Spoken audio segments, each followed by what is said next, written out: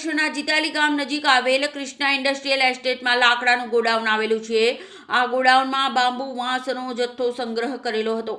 ગોડાઉનમાં સંગ્રહિત લાકડાના બાંબુના ઢગલામાં બપોરના સમયે આગ ભભૂકી ઉઠી હતી।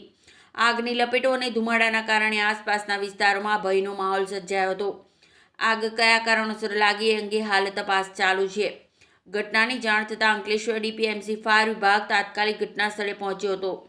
ફાયર ફાઇટરો દ્વારા 3 જેટલી ફાયર ટેન્ડર મારફતે પાણીનો સતત મારો ચલાવી આગ પર કાબૂ મેળવવાનો પ્રયાસો હાથ ધરાયા હતા।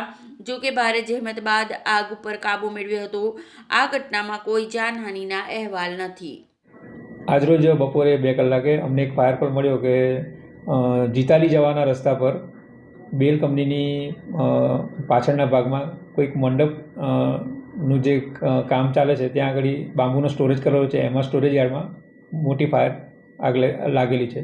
આથી અમે તરત જ અમારી જે આગની ફાયરની ગાડીઓ છે એ ત્વરિત ઘટના સ્થળે જવા માટે મોકલેલ અને સ્થળ પર જતાં એવો મેસેજ મળેલ કે આગ વધુ વિકરાળ સ્વરૂપ ધારણ કરે એમ છે। તો અમે તરત જ નજીકની નગર ફાયર સર્વિસીસ જેમ કે અંકલેશ્વર નગરપાલિકા, Panoli fire brigade, Jhagadia fire બ્રિગેડને વધુ મદદ આપવા માટે વિનંતી કરેલ અને એ પ્રમાણે એ લોકોની સર્વિસીસ એમનું હેલ્પ અમને એક્સટેન્ડ કરેલ છે।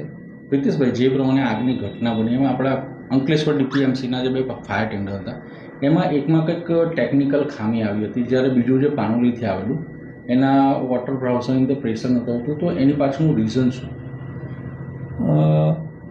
ટેકનિકલ ખામીમાં એવું છે કે આ જે બધા મિકેનિકલ ડિવાઇસીસ છે એમાં ક્યારેક ને ક્યારેક પ્રોબ્લેમ આવતા હોય। આપણે સમયાંતરે એનું પ્રિવેન્ટિવ મેન્ટેનન્સ પણ કરાવતા હોઈએ છીએ, પણ ક્યારેક આ વસ્તુઓ નડતરરૂપ થતી હોય છે અને આજે ગિયર બોક્સનો જે પ્રોબ્લેમ આવ્યો અમારે એ પણ અમે આગળ સોર્ટ આઉટ કરેલો હતો, છતાં પણ આજે કોઈ કારણોસર એમાં થોડુંક સમસ્યા આવી હતી।